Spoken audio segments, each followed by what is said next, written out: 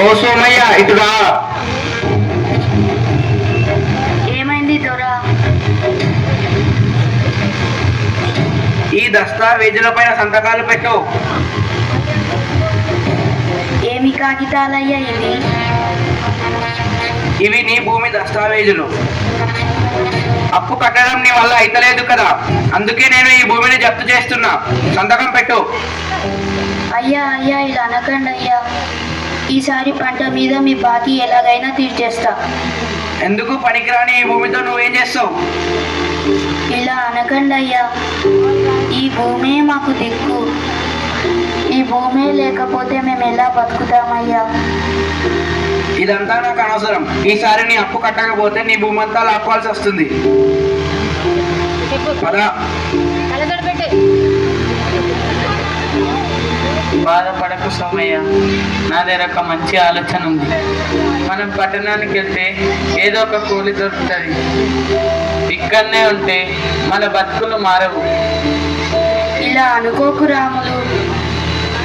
మనమే ఇలా అనుకుంటే ఈ జనాలందరూ ఏమి తిని బతుకుతారు? ఒకళ్ళు తినాలంటే ఇంకొకళ్ళు పండించాలి కదా. మనము నమ్ముకున్న ఈ నేల మనల్ని వదలదు. ఈ పిచ్చి ఆలోచనలు అన్నీ వదిలి మనం వ్యవసాయం మొదలు పెడదాం రావయ్యా.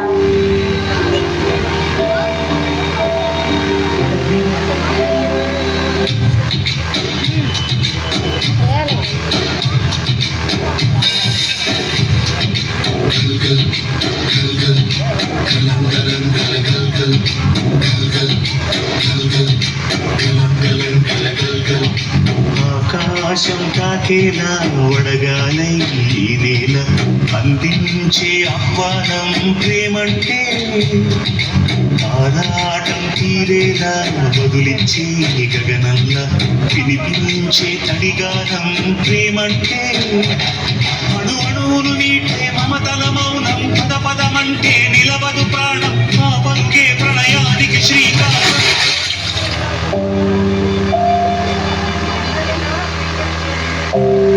పోయినసారి కూడా వర్షాలు పడలేవు సోమయ్య. ఈసారి కూడా వర్షాలు పడకపోతే నీ అప్పెలా తీరుస్తావయ్యా?